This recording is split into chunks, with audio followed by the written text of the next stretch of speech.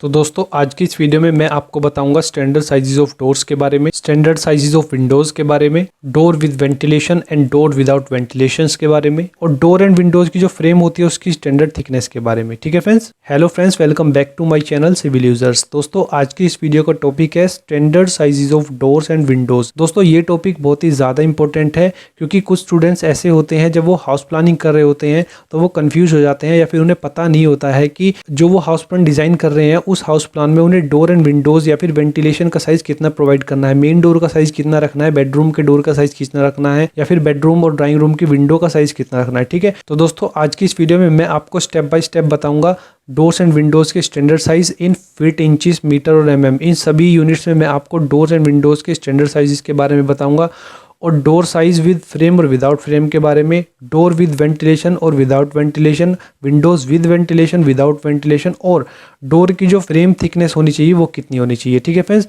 दोस्तों मैं आपसे रिक्वेस्ट करूंगा कि आप इस वीडियो को एंड तक देखिएगा, और स्पेशली अगर आप एक स्टूडेंट या फिर एक बिगिनियर हो तो आप इस वीडियो को ज़रूर से ज़रूर एंड तक देखिएगा ताकि आपको अच्छे से क्लियर हो सके कि डोर एंड विंडोज़ के साइज़ कितने प्रोवाइड करने हैं किसी भी हाउस प्लान में। ठीक है फ्रेंड्स, तो चलिए फ्रेंड्स आज की इस वीडियो को स्टार्ट करते हैं। दोस्तों इस वीडियो को स्टार्ट करने से पहले बताना चाहूँगा कि अगर आप डोर एंड विंडोज़ के स्टैंडर्ड साइज़ के बारे में अच्छे से जानना चाहते हैं, अच्छे से समझना चाहते हैं, तो सबसे पहले आप मेरी पिछली वीडियो को जाके देखिए जिसमें मैंने कुछ इंपॉर्टेंट टॉपिक्स के बारे में आपको बताया था, जैसे कि लिंटल क्या होता है, लिंटल लेवल क्या होता है, लिंटल का यूज़ क्या होता है, सिल हाइट। बेसिकली फ्रेंड्स सिल हाइट का जो टॉपिक है वो बहुत ही ज़्यादा इंपॉर्टेंट है, स्पेशली विंडोज़ की हाइट के बारे में जानने के लिए सिल हाइट का जानना आपके लिए बहुत ही ज़रूरी होता है कि सिल हाइट क्या होती है। ठीक है, और फिर सिल लेवल क्या होता है, और बेडरूम विंडो की जो सिल हाइट होती है वो कितनी होनी चाहिए, किचन विंडो की सिल हाइट कितनी होनी चाहिए, वेंटिलेशन की सिल हाइट कितनी होनी चाहिए, और फ्रेंड्स स्टैंडर्ड सिल हाइट ऑफ विंडोज़ वो कितनी होनी चाहिए। तो फ्रेंड्स इन सभी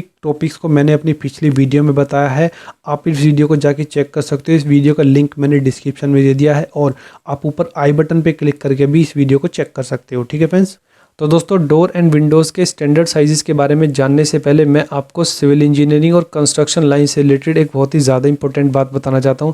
तो सबसे पहले इस डेफिनेशन को पढ़ेंगे कि इन सिविल इंजीनियरिंग या construction line the standard sizes of doors and windows या फिर staircase, flight width, riser height, tread width, column beam, plinth beam size, reinforcement bar dia, total number of bars in column beam, plinth beam, slab footing और thickness of roof slab are totally depend on the type of construction. Friends इस last वाली line को देखिए, totally depend on the type of construction. तो friends कहने का मतलब ये है कि कुछ स्टूडेंट्स बार बार क्वेश्चन करते हैं कि उन्हें जानना है स्टेयर केस की फ्लाइट विड्थ की स्टैंडर्ड साइज कितनी होनी चाहिए, राइजर का स्टैंडर्ड हाइट कितनी होनी चाहिए, ट्रेड विड्थ कितनी होनी चाहिए, या फिर कॉलम बीम, प्लिंथ बीम में का साइज़ कितना होना चाहिए, उनके जो रेनफोर्समेंट प्रोवाइड हम कर रहे हैं उनमें डाया कितना होना चाहिए रेनफोर्समेंट का, या फिर टोटल नंबर ऑफ बार जो है वो कॉलम बीम, प्लिंथ बीम या फिर स्लैब फुटिंग में कितनी लगेगी, या फिर रूफ स्लैब की जो थिकनेस होगी वो कितनी होनी चाहिए। तो फ्रेंड्स कहने का मतलब ये है कि जब हम कंस्ट्रक्शन लाइन में स्टैंडर्ड साइज़ के बारे में बात करते हैं तो स्टैंडर्ड साइज़ कुछ नहीं होता है, वो सिंपली डिपेंड करता है किस पे, द टाइप ऑफ कंस्ट्रक्शन के बारे में। अब आप सोच रहे होगे कि ये कैसे, तो सपोज कीजिए अगर आप एक रेजिडेंशियल बिल्डिंग बना रहे हो और उसमें स्टेयरकेस की फ्लाइट विड्थ, राइजर हाइट देना है, तो जो स्टेयरकेस की फ्लाइट विड्थ या फिर राइजर हाइट होगी वो कुछ अलग होगी। ठीक है, और अगर आप सपोज कीजिए कोई कॉलेज या फिर कोई मॉल बना रहे हो तो उसमें जो स्टेयरकेस की फ्लाइट विड्थ या फिर राइजर हाइट होगी वो कुछ अलग होगा। ठीक है, अगर कॉलम की बात करेंगे रेजिडेंशियल बिल्डिंग में या फिर नॉर्मली हाउस कंस्ट्रक्शन में जो कॉलम का साइज होगा वो अलग अलग होगा। ठीक है, और अगर हम कोई मॉल बना रहे हैं या फिर कॉलेज बना रहे हैं या फिर कोई 5 स्टोरी 6 स्टोरी बिल्डिंग बना रहे हैं तो उसमें कुछ कॉलम का साइज अलग होगा, और टोटल नंबर ऑफ बार्स भी अलग लगेंगे, रेनफोर्समेंट का जो डाया लगेगा, बार्स का जो डाया लगेगा वो भी अलग होगा, रूफ स्लैब की थिकनेस है वो भी अलग होगी, क्योंकि नॉर्मली अगर हम हाउस कंस्ट्रक्शन कर रहे हैं तो रूफ स्लैब की थिकनेस 4 इंची लेते हैं, और अगर हम कोई हाई राइज बिल्डिंग डिजाइन कर रहे हैं तो उसकी थिकनेस 5 इंची 6 इंची लेते हैं। ठीक है फ्रेंड्स, तो फ्रेंड्स आई होप कि अभी आप लोग अच्छे से समझ गए होंगे कि कंस्ट्रक्शन लाइन में स्टैंडर्ड साइजेस जो होता है वो टोटली डिपेंड करता है द टाइप ऑफ कंस्ट्रक्शन पे। ठीक है फ्रेंड्स, तो दोस्तों जैसा कि आप स्क्रीन पे देख सकते हो सबसे पहले बात करेंगे स्टैंडर्ड साइजेस ऑफ डोर्स के बारे में, और आप यहाँ पे 1 बाय 1 देख सकते हो कि बेडरूम का साइज़ फीट, इंचेस, मीटर में, एमएम में कितना है, और विद वेंटिलेशन और विदाउट वेंटिलेशन कितना है। तो चलिए फ्रेंड्स अभी मैं आपको इनको 1 बाय 1 समझाता हूँ। तो दोस्तों सबसे पहले पॉइंट के बारे में बात करेंगे बेडरूम स्लैश डीआरजी रूम। और बेसिकली डीआरजी का मतलब यहाँ पे है ड्राइंग रूम, ठीक है। तो बेडरूम के डोर का जो स्टैंडर्ड साइज है फिट में वो 3 फीट 6 इंचीज इंटू 7 फीट। और अगर आप जानना चाहते हो कि 3 फीट 6 इंचीज और 7 फीट क्या है, तो आप यहाँ पे देख सकते हो 3 फीट 6 इंचीज जो है वो विड्थ है डोर की, और 7 फीट जो है वो डोर की हाइट है, ठीक है। और इंचीज में आप देख सकते हो 42 इंचीज इंटू 84 इंचीज, मीटर में 1.07 इंटू 2.1 मीटर, mm में 1070 इंटू 2100 mm, ठीक है। और ये जो डोर का साइज़ यहाँ पे है वो विदाउट वेंटिलेशन है, ठीक है। यहाँ पे आप देख सकते हो डोर का साइज़ है 7 फीट हाइट पे विदाउट वेंटिलेशन है, ठीक है। और ये जो हम साइज़ यहाँ पे ले रहे हैं वो frame thickness including in all size of door. आप यहाँ पे पढ़ सकते हो कि यहाँ पे डोर का साइज जो काउंट हो रहा है वो विद फ्रेम काउंट हो रहा है, ठीक है। फ्रेम का जो भी साइज होगा 3 इंची 4 इंची जो भी साइज हम यहाँ पे यूज़ करते हैं वो साइज इसमें इंक्लूडेड है, ठीक है फ्रेंड्स। और फ्रेंड्स बेडरूम और ड्राइंग रूम के डोर का जो नेक्स्ट साइज होता है मिनिमम साइज वो होता है 3 फीट 3 इंचीज इंटू 7 फीट, और इंचीज में 39 इंचीज इंटू 84 इंचीज, मीटर में 1 मीटर इंटू 2.1 मीटर, और mm में 1000 इंटू 2100 mm। और फ्रेंड्स ये जो साइज़ है बेडरूम के डोर का वो मिनिमम साइज़ है। आप ऊपर देख सकते हो as per building bylaws minimum size of bedroom door is 1 into 2.1 meter. मतलब कि एज पर बिल्डिंग बाइलॉज अगर आप अपने बेडरूम या फिर ड्राइंग रूम के डोर का minimum size 1 meter into 2.1 meter से कम रखते हो तो आपकी ड्राइंग फेल्ड हो जाएगी। एटलीस्ट इतना तो साइज आपको रखना ही रखना है, ठीक है फ्रेंड्स। और फ्रेंड्स बेडरूम और ड्राइंग रूम के डोर का जो नेक्स्ट साइज है वो है 3 फीट 6 इंचीज इंटू 8 फीट। अभी आप यहाँ पे देख सकते हो 3 फीट 6 इंचीज तो विड्थ हो गई और 8 फीट हाइट हो गई, और आप यहाँ पे लास्ट में देख सकते हो कि ये जो साइज है वो विद वेंटिलेशन है, ठीक है फ्रेंड्स। अगर आप कंफ्यूज हो रहे हो कि विदाउट वेंटिलेशन और विद वेंटिलेशन डोर का साइज किस तरह से होता है तो मैं भी आपको दिखाता हूँ। तो दोस्तों अभी आप स्क्रीन पे देख के आराम से समझ सकते हो कि डोर विद वेंटिलेशन किस तरह से होता है और डोर विदाउट वेंटिलेशन किस तरह से दिखता है, ठीक है। आप यहाँ पे देख सकते हो कि इस डोर के ऊपर यहाँ पे वेंटिलेशन लगा हुआ है, ठीक है। और बेसिकली जो वेंटिलेशन का साइज होता है वो 1 फीट से लेकर 1.5 फीट तक होता है, ठीक है। और अभी आप इस डोर में भी देख सकते हो इस डोर में कोई भी वेंटिलेशन नहीं लगा हुआ है, ठीक है फ्रेंड्स। तो दोस्तों नेक्स्ट स्टेप में आप बेडरूम और ड्राइंग रूम के डोर का मिनिमम साइज विद वेंटिलेशन कितना रख सकते हो 3 फीट 3 इंचेस इंटू 8 फीट, और विदाउट वेंटिलेशन कितना रखना है 3 फीट 3 इंचेस इंटू 7 फीट, ठीक है। और इंचेस मीटर mm में आप साइज यहाँ पे क्लियरली देख सकते हो। मैं भी आपको 1 बाय 1 पढ़ के नहीं बता सकता क्योंकि अगर मैं आपको 1 बाय 1 पढ़ के बताऊंगा तो वीडियो बहुत ही ज़्यादा लंबा हो जाएगा, ठीक है फ्रेंड्स। तो चलिए फ्रेंड्स अभी बात करते हैं बेडरूम के डोर के कुछ और साइजेस के बारे में। जैसा कि आप यहाँ पे देख सकते हो कि मैंने बेडरूम के डोर के कुछ और साइजेस भी लिखे हुए हैं। तो बेसिकली ये जो साइज़ यूज़ होते हैं वो आप यहाँ पे देख कर पढ़ सकते हो कि ये जो मैंने डोर के साइज़ मेंशन किए हैं वो विद वेंटिलेशन है, और कहाँ पे ये साइज़ यूज़ किए जाएंगे फॉर रियर सेटबैक और ओपन एरिया। मतलब कि जहाँ पे आपके हाउस प्लान में बेडरूम के पास ओपन एरिया बना हुआ है तो उस ओपन एरिया में जाने के लिए आपको इन बेडरूम के डोर के साइज़ का यूज़ करना है, ठीक है। और आप यहाँ पे इंचेस मीटर और mm में देखकर भी पढ़ सकते हो कि आपको इन बेडरूम के डोर का साइज़ कितना रखना है, ठीक है फ्रेंड्स। और फ्रेंड्स नेक्स्ट डोर के बारे में बात करेंगे गेस्ट रूम और स्टडी रूम का डोर। बेसिकली गेस्ट रूम और स्टडी रूम का डोर का साइज़ होता है 3 feet 3 inches into 7 feet. 7 feet मतलब विदाउट वेंटिलेशन, ठीक है। और मिनिमम साइज़ जो होता है गेस्ट रूम के डोर का वो होता है 3 feet into 7 feet without ventilation. ये डोर का साइज़ यहाँ पे लिखा हुआ है मैंने, और इंचेस मीटर और mm में भी आप साइज़ देखकर पढ़ सकते हो कितना आपको डोर का साइज़ रखना है, ठीक है फ्रेंड्स। और अभी नेक्स्ट डोर के बारे में बात करेंगे मेन डोर के बारे में। जैसा कि आप यहाँ पे देख सकते हो कि मेन डोर का जो मिनिमम साइज़ होता है वो 3 फीट 6 इंचेस इंटू 7 फीट होता है विदाउट वेंटिलेशन, ठीक है। और फ्रेंड्स ये मेन डोर का जो साइज़ है वो मिनिमम साइज़ होता है। आप यहाँ पे देख सकते हो minimum size of main door. इससे कम साइज़ में आप मेन डोर का साइज़ प्रोवाइड नहीं कर सकते, ठीक है। और मेन डोर का जो नेक्स्ट साइज़ है वो है 4 feet into 7 feet. 4 feet width होगी और 7 फीट हाइट होगी। विदाउट वेंटिलेशन आपको ये मेन डोर का साइज़ प्रोवाइड करना है। और अगर आपको इंचेस मीटर और mm में डोर का साइज़ प्रोवाइड करना है तो आप यहाँ पे देखकर पढ़ सकते हो कि आपको मेन डोर का साइज़ इंचेस मीटर mm में कितना रखना है, ठीक है फ्रेंड्स। तो चलिए फ्रेंड्स अभी नेक्स्ट डोर के स्टैंडर्ड साइज़ के बारे में बात करेंगे, जैसे कि टॉयलेट या फिर बाथरूम का डोर।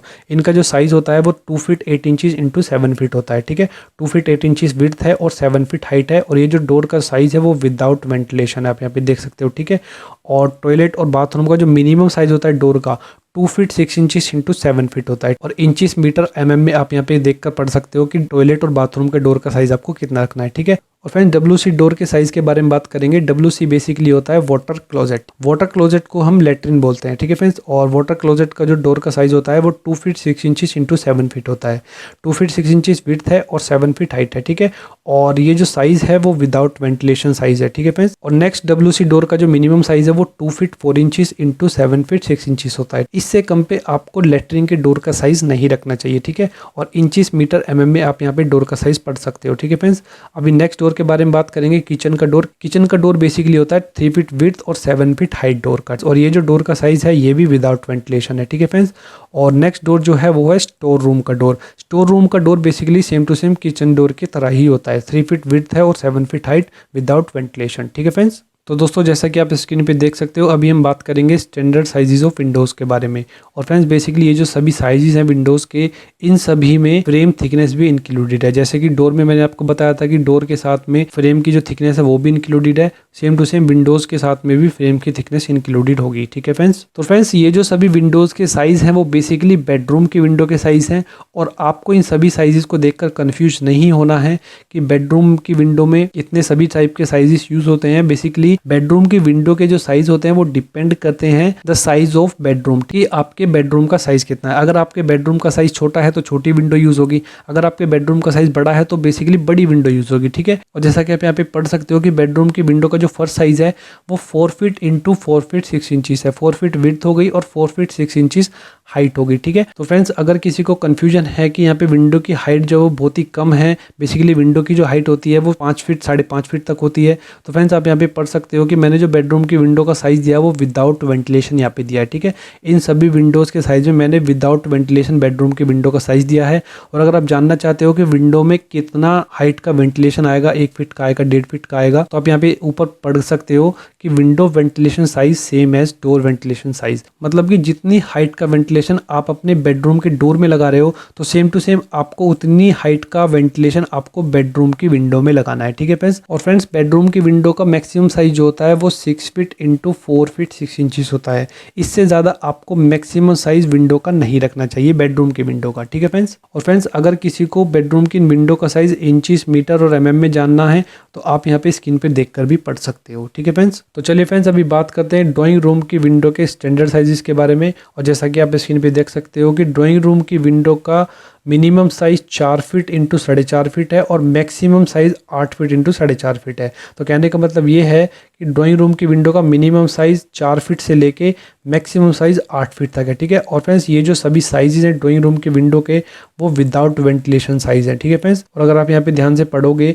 कि ये जो स्टार्टिंग वाला साइज है ड्राइंग रूम के विंडो का वो मिनिमम साइज है, और ये जो साइज यूज होता है वो बेसिकली मिनी ड्राइंग रूम्स के लिए यूज होता है, जिसमें ड्राइंग रूम का साइज बहुत ही कम होता है, ठीक है। और मैक्सिमम साइज जो होता है वो ड्राइंग रूम की विंडो का वो 8 फीट इंटू 4.5 फीट होता है। इससे ज्यादा आपको ड्राइंग रूम की विंडो का साइज नहीं रखना है, ठीक है फ्रेंड्स। और अगर किसी को इन ड्राइंग रूम की विंडो का साइज इंचीज, मीटर, mm में जानना है तो आप यहाँ पे स्क्रीन पे देखकर भी पढ़ सकते हो, ठीक है फ्रेंड्स। तो चलिए फ्रेंड्स अभी बात करते हैं नेक्स्ट विंडो साइजेस के बारे में, जैसा कि आप स्क्रीन पे देखकर पढ़ सकते हो।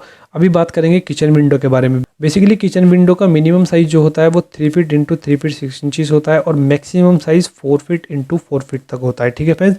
और ये जो सभी साइज हैं किचन विंडो के वो भी विदाउट वेंटिलेशन है, ठीक है। और ये जो स्टार्टिंग वाला साइज़ है वो मिनिमम विंडो का साइज़ है।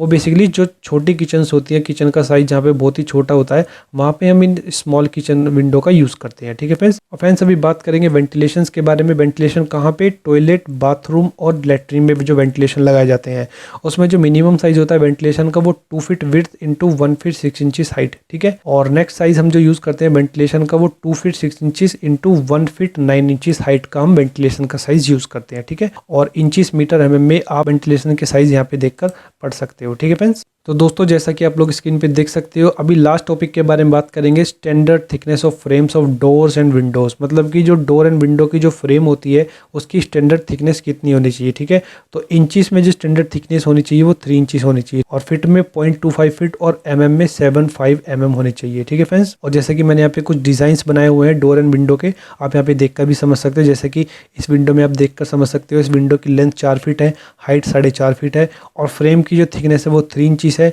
और ये जो विंडो है ये विदाउट वेंटिलेशन है, ठीक है फ्रेंड्स। और ये जो विंडो है 4 फीट वाइड विंडो है और 5.5 फीट हाइट है। आप यहाँ पे देख सकते हो इस विंडो में मैंने 1.5 फीट का वेंटिलेशन लगाया है। बेसिकली इस विंडो में हमने वेंटिलेशन नहीं लगाया था, 4.5 फीट की विंडो है विदाउट वेंटिलेशन।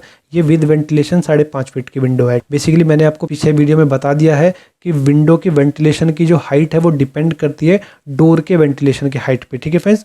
और अगर आप इस डोर की वेंटिलेशन को यहाँ पे देखोगे डिजाइन में, तो आप यहाँ पे क्लियरली देखकर समझ सकते हो कि इस डोर में मैंने क्या काम किया, 8.5 फीट का डोर हमने यहाँ पे लिया है, 3 फीट वाइड डोर है और फ्रेंड्स 7 फीट की क्लियर हाइट है इस डोर की विदाउट वेंटिलेशन, ठीक है। 1.5 फीट का इसमें वेंटिलेशन लगा हुआ है, तो इसकी इस डोर की हाइट 8.5 फीट हो गई है, ठीक है फ्रेंड्स। और आप यहाँ पे देख सकते हो कि इस डोर की जो हाइट है वो 7 फीट है और 3 फीट वाइड है और ये जो डोर है ये विदाउट वेंटिलेशन है, ठीक है।